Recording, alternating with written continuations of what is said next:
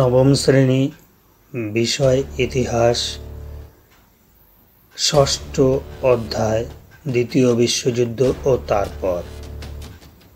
আজকের আলোচনার বিষয় দ্বিতীয় বিশ্বযুদ্ধ সংগঠনে বিভিন্ন ঘটনাবলীর দায়িত্ব, ভার্সাই সন্ধি ত্রুটি, ইতালি আবেসিনিয়া আক্রমণ, রোম বার্লিন টোকিও অক্ষ চুক্তি, মিউনিক চুক্তি এবং ইঙ্গো ফরাসি তোষণনীতি। প্রথম বিশ্বযুদ্ধের 20 বছরের মধ্যেই আরও ব্যাপক, বিধ্বংসী ও মানব সভ্যতা বিপর্যয়কারী দ্বিতীয় মহাযুদ্ধের রণদামামা বেজে উঠেছিল।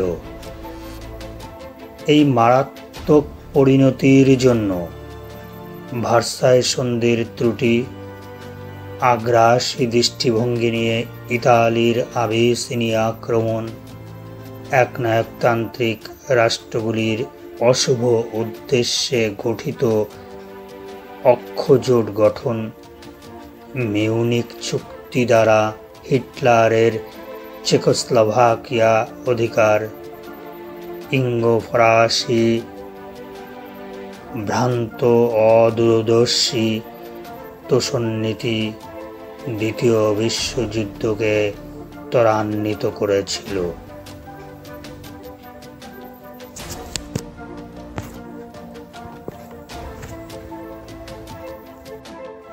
আলোচনার প্রথমেই আসি দ্বিতীয় বিশ্বযুদ্ধ সংগঠনে ভার্সাই সন্ধির দায়িত্ব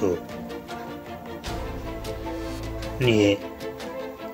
প্রথম বিশ্বযুদ্ধে বিজয়ী মিত্রপক্ষ ও তার প্রধান প্রতিপক্ষ পরাজিত জার্মানির মধ্যে প্যারিসের ভার্সাই রাজপ্রাসাদে 1919 খ্রিস্টাব্দের 28 জুন ভার্সাই সন্ধি স্বাক্ষরিত হয়। বিজয়ী মিত্র শক্তিবর্গ 230 পৃষ্ঠা সম্বলিত ভার্সাই সন্ধিপত্রে যুদ্ধ সৃষ্টির অভিযোগে দোষী সাব্যস্ত করে জার্মানির উপর কঠোর শর্তাবলী চাপিয়ে দিয়েছিল। যুদ্ধ সৃষ্টির অপরাধে যুদ্ধবিধ্বস্ত জার্মানির উপর 660 কোটি পাউন্ড আর্থিক ক্ষতিপূরণের বোঝা চাপানো হয়। জার্মানির খনিজ ও শিল্প সমৃদ্ধ সার উপত্যকা, 12% শিল্পাঞ্চল ও 15% কৃষিজমি কেড়ে নেওয়া হয়। বিশ্ব ইতিহাসে এরূপ জবরদস্তিমূলক সন্ধির নমুনা আর কোনো সন্ধিতে নেই। জার্মানির অধিকৃত ভূখণ্ড অধিগ্রহণ করা থেকে শুরু করে উপনিবেশ দখল, সম্পদ অধিকার ইত্যাদির দরুন এই সন্ধি অনউদার সন্ধি হয়ে ওঠে। এই চরম অনউদারতার বিরুদ্ধে সমগ্র জার্মানি জুড়ে তীব্র প্রতিক্রিয়া দেখা দেয়। জার্মানরা এর যোগ্য জবাব দেওয়ার জন্য সুযোগের অপেক্ষায় থাকে। ঐতিহাসিক লিপসন বলেছেন, মিত্র শক্তিবর্গ যদি জার্মানির প্রতি কিছুটা নমনীয় ও সদয় আচরণ করত, তাহলে জার্মানি ভালোভাবেই এই সন্ধি মেনে নিত। উড্র উইলসন ঘোষিত 14 দফা শর্তে যে জাতীয়তাবাদ ও আত্মনিয়ন্ত্রণের অধিকারের কথা বলা হয়েছিল, ভার্সাই সন্ধিতে জার্মানির ক্ষেত্রে তা মানা হয়নি। এই সন্ধির মাধ্যমে জার্মানি থেকে জার্মান অধ্যুষিত বেশ কিছু অঞ্চল আলাদা করে নিয়ে জার্মান জাতীয়তাবাদ বিরোধী পদক্ষেপ নেওয়া হয়েছিল। পোল্যান্ডকে জার্মানির ভিতর দিয়ে পোলিশ করিডোর নামক সংযোগ পথ উপহার দেওয়া, জার্মানির ডানজিগ বন্দরকে আন্তর্জাতিক নিয়ন্ত্রণাধীনে আনা, বেলজিয়ামকে মনসেরেট ও মেলমেডি, ডেনমার্ককে স্লেজউইক, লিথুয়ানিয়াকে মেমেল বন্দর দেয়া ইত্যাদি জাতীয়তাবাদ বিরোধী কার্যকলাপ জার্মান জাতীয়তাবাদকে আঘাত করেছিল। জার্মানির স্থল, জল, বিমান বাহিনী ও সামরিক ঘাঁটি ও দুর্গগুলি ভেঙে ফেলা হয় এবং তার সৈন্য সংখ্যা কমিয়ে 1 লক্ষ করা হয়েছিল। 228 ও 231 নং ধারা অনুযায়ী সম্রাট কাইজার দ্বিতীয় উইলিয়াম ও জার্মান সেনাপতিদের বরখাস্ত করার কথা বলা হয়। জার্মানিকে একতরফাভাবে যুদ্ধের অপরাধী বলে ঘোষণা করা হয়েছিল, তাই জার্মান প্রতিনিধিরা এই সন্ধির কঠোর অনুদার শর্তাবলীর বিরুদ্ধে 443 পৃষ্ঠা ব্যাপী আপত্তিপত্র জমা দিয়েছিল। কিন্তু বিজয়ী মিত্র শক্তিবর্গ অন্যায় ও অপমানজনকভাবে জার্মান প্রতিনিধিদের সন্ধিপত্রে স্বাক্ষরে বাধ্য করেছিল। জার্মান প্রতিনিধিদের মতামত প্রকাশের কোনো সুযোগ দেওয়া হয়নি এবং তাদের উপর বিমান আক্রমণের হুমকি দিয়ে সন্ধি স্বাক্ষরে বাধ্য করা হয়েছিল। জার্মানির ওপর প্রতিশোধের লক্ষ্যে মিত্রশক্তির এই অমানবিক সন্ধি সম্পর্কে H.A.L. ফিশার বলেছেন যে তারা যে শান্তি চুক্তি তৈরি করেছিল তাতে কোনো শান্তি ছিল না, মানবিক দিক থেকে তা ছিল ব্যর্থ। They had made a peace which was no peace. Human nature, it was widely felt, had failed. ভাইমার প্রজাতান্ত্রিক সরকার এই ন্যায় নীতি আদর্শ বর্জিত, দাসত্বের শৃঙ্খলে আবদ্ধ, একতরফা, অনুদার, অমানবিক, জবরদস্তিমূলক সন্ধিকে মেনে নিলে জার্মান জাতি ভাইমার প্রজাতন্ত্রের উপর আস্থা হারায় এবং নাৎসি দলের জনপ্রিয়তা বৃদ্ধি হিটলারের উত্থানের পথকে প্রশস্ত করে। হিটলার ক্ষমতা লাভের পর ভার্সাই সন্ধির অপমানজনক শর্তগুলি একে একে ভেঙে ফেলে পররাজ্যগ্রাসী ক্ষুধা নিয়ে রাইন অঞ্চলে সৈন্য সমাবেশ, চেকোস্লোভাকিয়া ও পোল্যান্ড দখল করতে তৎপর হয়ে ওঠেন। এই তৎপরতা প্রতিরোধ করতে ইঙ্গ-ফরাসি শক্তি এগিয়ে এলে দ্বিতীয় বিশ্বযুদ্ধ শুরু হয়। এই কারণে E.H. কার বলেছেন যে ভার্সাই সন্ধির মধ্যে দ্বিতীয় বিশ্বযুদ্ধের বীজ নিহিত ছিল। The Treaty of Versailles showed the seeds of World War II. আমি এত সময় তোমাদের ভার্সাই সন্ধি দ্বিতীয় বিশ্বযুদ্ধ সংগঠনে কতটা দায়ী ছিল সে সম্পর্কে আলোচনা করলাম। আলোচনার বিষয়বস্তু তোমাদের বোঝার ও জানার সুবিধার্থে পাঠিয়ে দিলাম।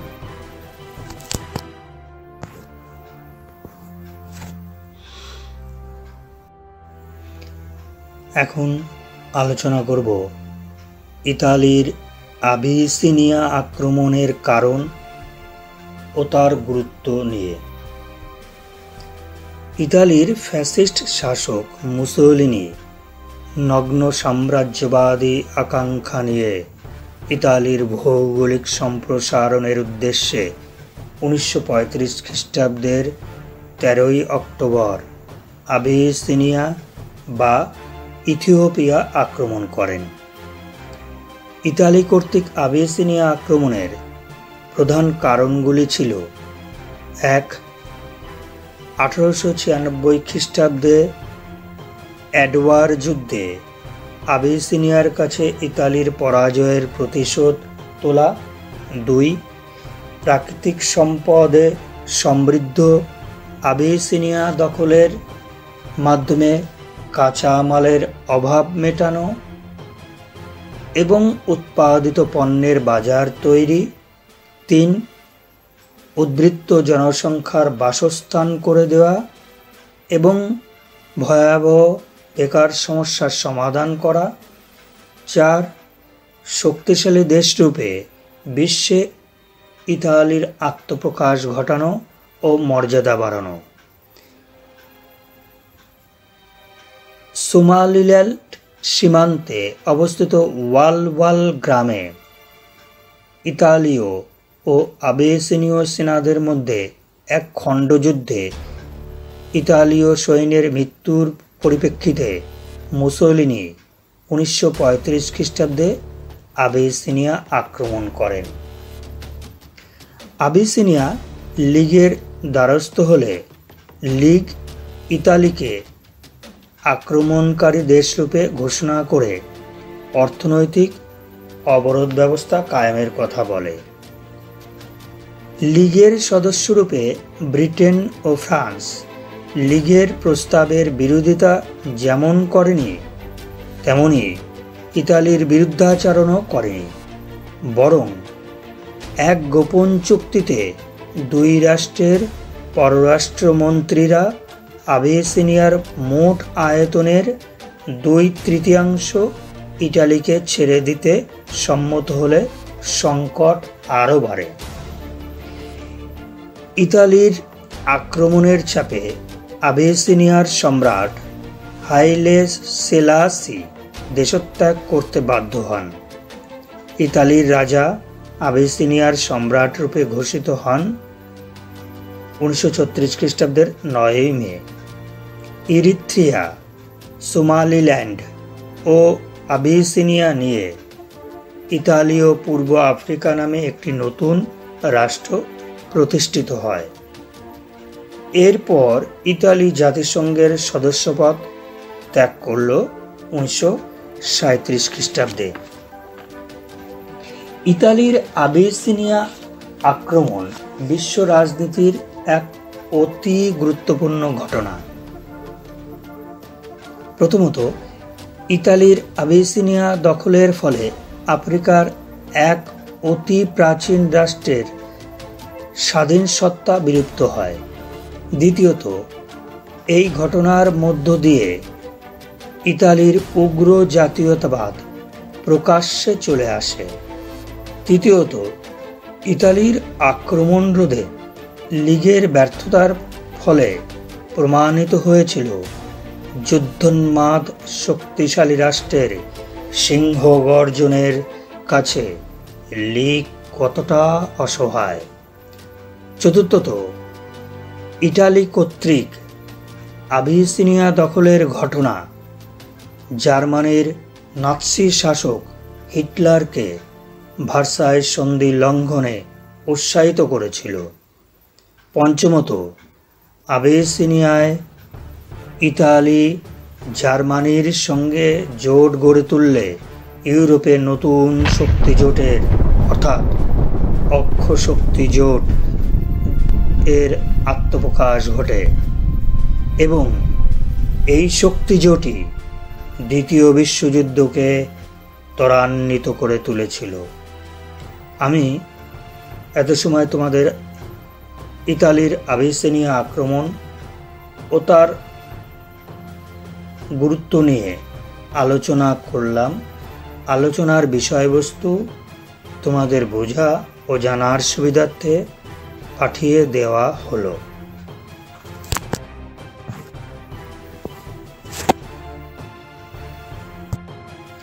এবার আলোচনায় আসে রোম বার্লিন টোকিও অক্ষ চুক্তির প্রেক্ষাপট কিভাবে গড়ে উঠেছিল, এই চুক্তির শর্ত ও গুরুত্ব নিয়ে। প্রথম বিশ্বযুদ্ধের ধ্বংসস্তূপ থেকে উগ্র সাম্রাজ্যবাদী আকাঙ্ক্ষা নিয়ে ইতালি, জার্মানি ও জাপান বিশ্ব রাজনীতিতে একনায়কতন্ত্র কায়েম করার লক্ষ্যে রোম বার্লিন টোকিও অক্ষ চুক্তি স্বাক্ষর করেছিল। সমসাময়িক বিশ্ব রাজনীতিতে কয়েকটি ঘটনা হিটলার ও মুসোলিনিকে পরস্পরের কাছাকাছি নিয়ে এসেছিল। যেমন ইতালির আবিসিনিয়া আক্রমণ। 1935 খ্রিস্টাব্দে ইতালি আবিসিনিয়া আক্রমণ করলে জাতিসংঘের অর্থনৈতিক নিষেধাজ্ঞা উপেক্ষা করে একমাত্র জার্মানি ইতালির সাহায্যে এগিয়ে এসেছিল। ফলে কৃতজ্ঞ ইতালি জার্মানিকে তার বন্ধু বলে মেনে নিয়েছিল। সাম্যবাদ বিরোধী আদর্শ এই চুক্তিজোট গড়ে ওঠার পশ্চাতে দায়ী ছিল। মুসোলিনি ও হিটলার উভয়ই ছিলেন প্রচণ্ডভাবে সাম্যবাদ বিরোধী।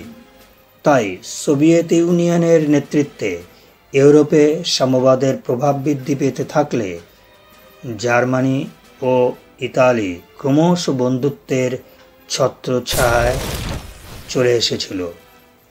স্পেনের গৃহযুদ্ধকে কেন্দ্র করেও এই দুটি রাষ্ট্রের মধ্যে সখ্যতা বাড়তে থাকে।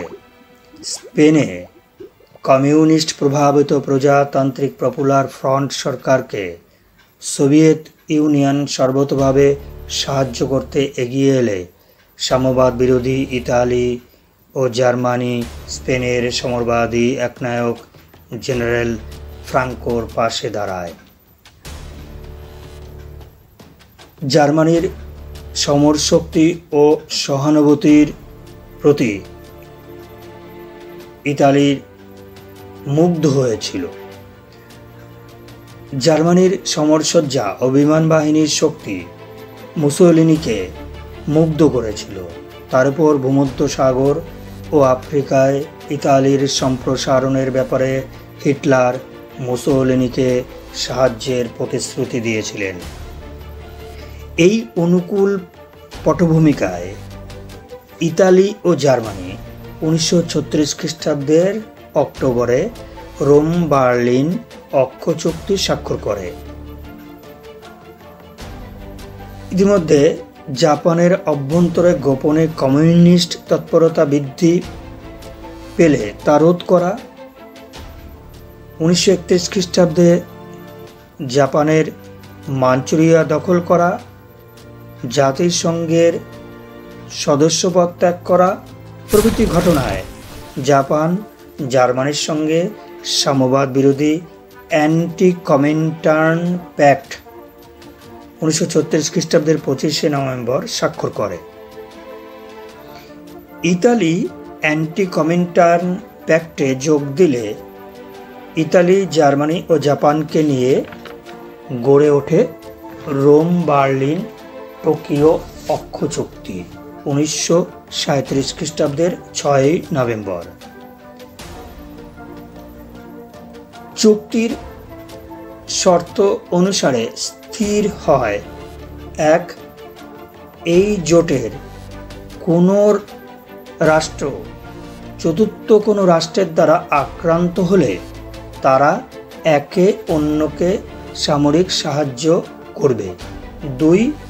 চুক্তির স্থায়িত্ব হবে 10 বছর। 3. চুক্তিবদ্ধ রাষ্ট্রগুলি সাম্যবাদী রাশিয়ার সঙ্গে কোনোভাবে সমঝোতা করবে না।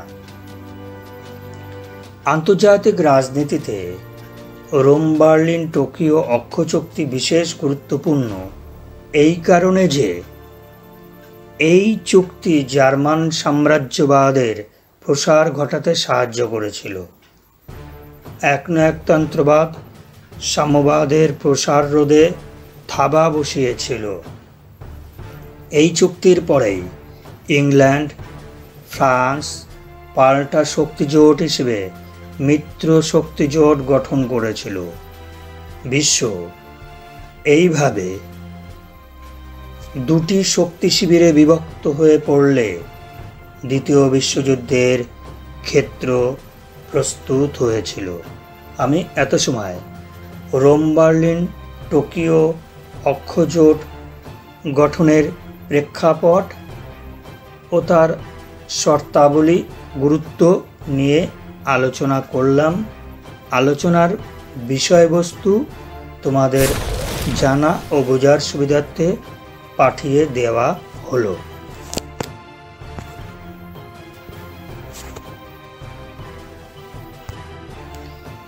এরপর বলি মিউনিক চুক্তির পটভূমিকা, চুক্তির শর্ত ও গুরুত্ব নিয়ে আলোচনা করার ক্ষেত্রে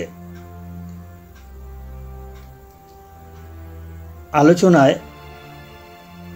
মিউনিক চুক্তির পটভূমিকা কী ছিল সে সম্পর্কে একটু বলবো। দ্বিতীয় বিশ্বযুদ্ধের প্রাক্কালে হিটলারের পররাজ্য গ্রাসী ক্ষুধা ও ইঙ্গো ফরাসি নির্লজ্জ শোষণনীতির চরম বহিঃপ্রকাশ ঘটেছিল মিউনিক চুক্তি স্বাক্ষরের মাধ্যমে।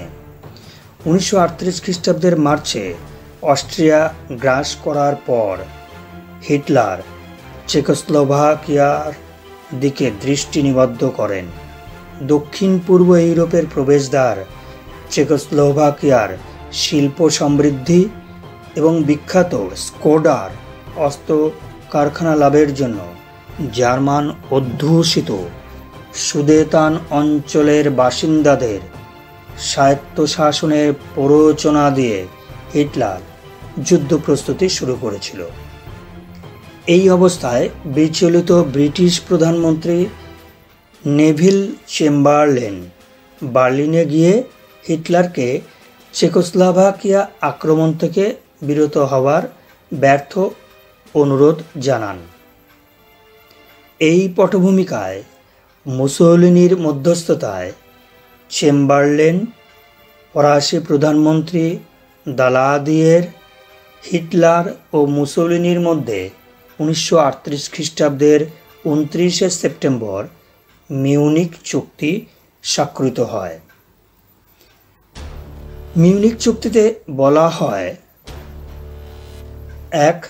1938 খ্রিস্টাব্দের 1 থেকে 10 অক্টোবরের মধ্যে সুদেতান থেকে চেকোস্লোভাকিয়ার সেনা ও সরকারি কর্মচারীদের প্রত্যাহার করে নেওয়া হবে। 2 উল্লিখিত সময়কালের মধ্যে জার্মান সেনাবাহিনী ধাপে ধাপে সুদেতান অঞ্চলের দখল নেবে। 3-4 সপ্তাহের মধ্যে চেক সরকার সুদেতানের জার্মানদের চেক পুলিশ ও সেনাদল থেকে মুক্তি দেবে। 4 ব্রিটেন ও ফ্রান্স অবশিষ্ট চেকোস্লোভাকিয়ার স্বাধীনতা ও নিরাপত্তা রক্ষার দায়িত্ব নেবে। আন্তর্জাতিক ইতিহাসে মিউনিক চুক্তি গুরুত্বপূর্ণ ছিল, কারণ এই চুক্তিতে হিটলারের কূটনৈতিক জয় ঘোষিত হয়েছিল।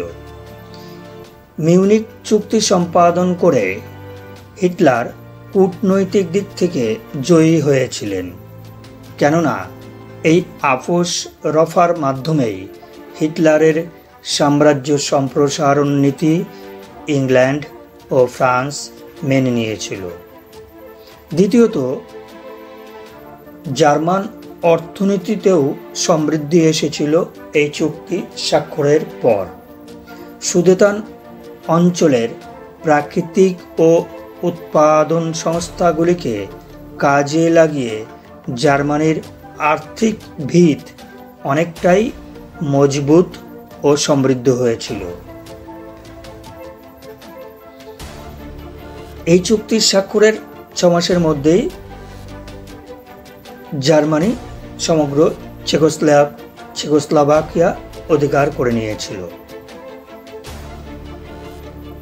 সুদেতান is my last territorial demand on Europe.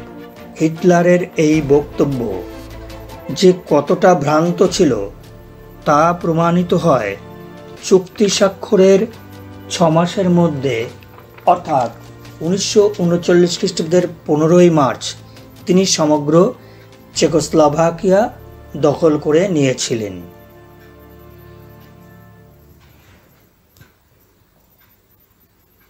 সাম্যবাদের প্রসার রোধ করতে গিয়ে ইঙ্গো ফরাসি শক্তি হিটলারকে তোষণ করা শুরু করে দিয়েছিলেন।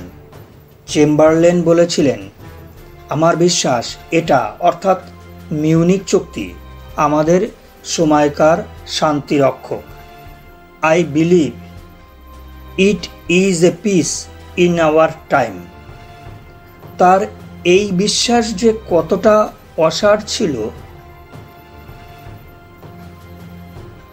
তোষণনীতি হিটলারের অহমিকা ও রাজ্য ক্ষোধাকে এমনই বাড়িয়ে দিয়েছিল যে দ্বিতীয় বিশ্বযুদ্ধ অনিবার্য হয়ে উঠেছিল।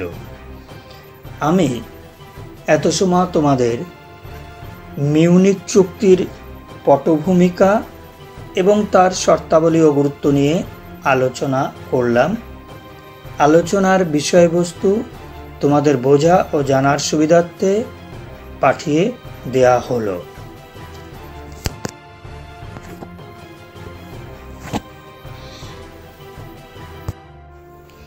আলোচনার শেষ পর্বে ইঙ্গো ফরাসি তোষণনীতি কি, তোষণনীতি কেন গ্রহণ করা হয়েছিল এবং কিভাবে বা তা রূপায়িত হলো, এই তোষণনীতি বিশ্বযুদ্ধের জন্য কতটা দায়ী ছিল সে সম্পর্কে। বিংশ শতাব্দীর তৃতীয় দশকে জার্মানি ও ইতালির মতো একনায়কতন্ত্রী দেশগুলির আগ্রাসনের বিরুদ্ধে ইঙ্গো ফরাসি শক্তি কোনোরকম প্রতিরোধের বদলে যে আপোষ নীতি গ্রহণ করেছিল তাকেই তোষণনীতি বলা হয়।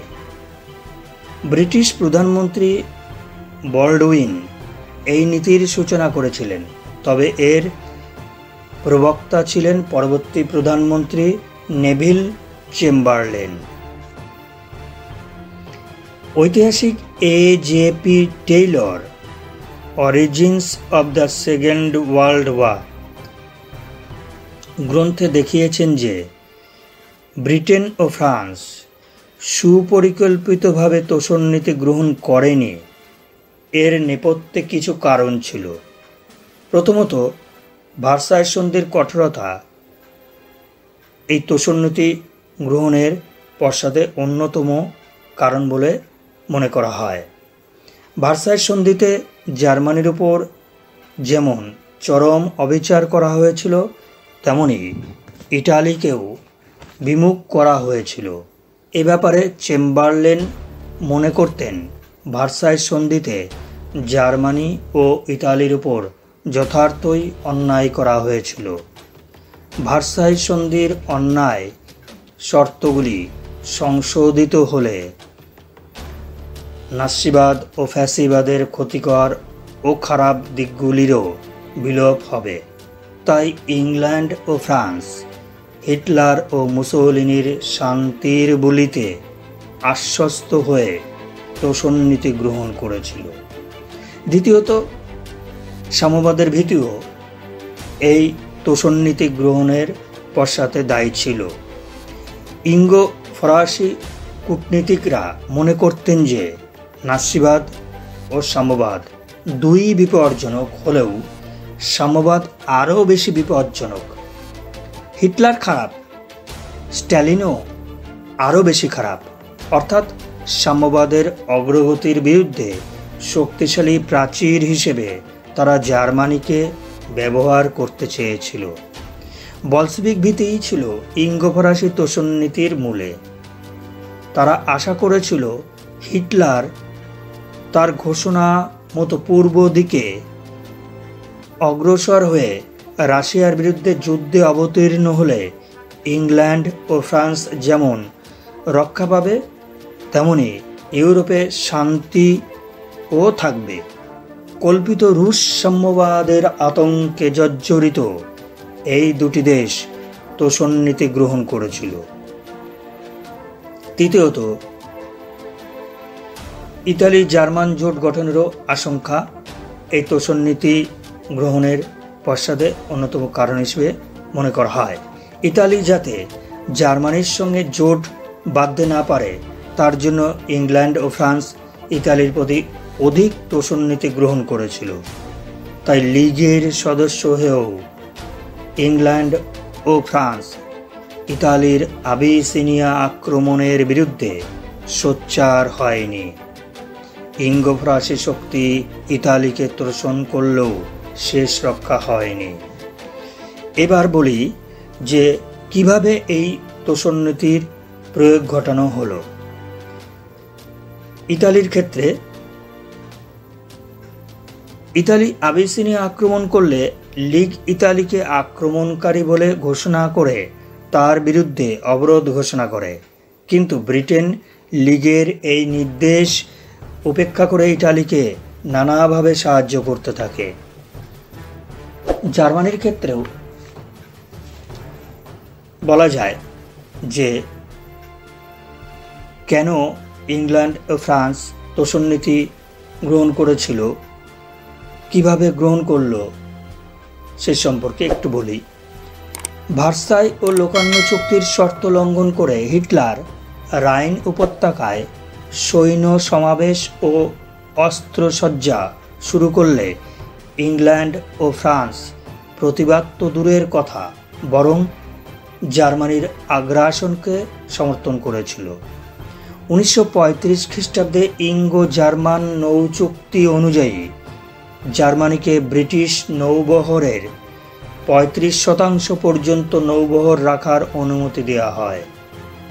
স্পেনের গৃহযুদ্ধে জার্মানি ও ইতালি স্পেনের বিদ্রোহী নেতা জেনারেল ফ্রাঙ্কোর সমর্থনে এগিয়ে গেলে ইংল্যান্ড ও ফ্রান্স সম্পূর্ণভাবে নিরপেক্ষতা অবলম্বন করে। হিটলার আনশলুস নীতি অনুসারে জার্মানির সঙ্গে অস্ট্রিয়াকে যুক্ত করলে অস্ট্রিয়াকে রক্ষা করতে ইঙ্গো-ফরাসি শক্তি এগিয়ে আসেনি। মিউনিক চুক্তির মাধ্যমে তারা চেকোস্লোভাকিয়ার সুদেতান অঞ্চলকে ব্লাঙ্ক চেক রূপে সোনার থালায় করে হিটলারের পদপ্রান্তে উৎসর্গ করায় হিটলারের আগ্রাসী ক্রিয়া বেড়ে যায়। এই পরিণতিতেই দ্বিতীয় বিশ্বযুদ্ধ আসন্ন হয়ে পড়েছিল। তাই দ্বিতীয় বিশ্বযুদ্ধের জন্য তোষণ নীতির দায়িত্ব নিয়ে এখন কিছু বলবো। মিউনিক চুক্তি একদিকে যেমন ছিল তোষণ নীতির প্রান্তিক পর্যায়ে, তেমনি তার ব্যর্থতাও প্রকৃষ্টতম উদাহরণ। চুক্তি স্বাক্ষরের 6 মাসের মধ্যে হিটলার সমগ্র চেকোস্লোভাকিয়া দখল করে নিলে তোষণ নীতির অসারতা প্রমাণিত হয়েছিল। তোষণ নীতি হিটলারের অহমিকা ও রাজ্যস্পৃহা এমনই বাড়িয়ে দিয়েছিল যে দ্বিতীয় বিশ্বযুদ্ধ অনিবার্য হয়ে উঠেছিল। পোলিশ করিডোরের দাবি জানিয়ে প্রত্যাখ্যাত হিটলার যখন পোল্যান্ড আক্রমণ করেন, তখন তোষণ নীতি বর্জন করে ইংল্যান্ড ও ফ্রান্স পোল্যান্ডের পাশে দাঁড়ায়। শুরু হয়ে যায় দ্বিতীয় বিশ্বযুদ্ধ।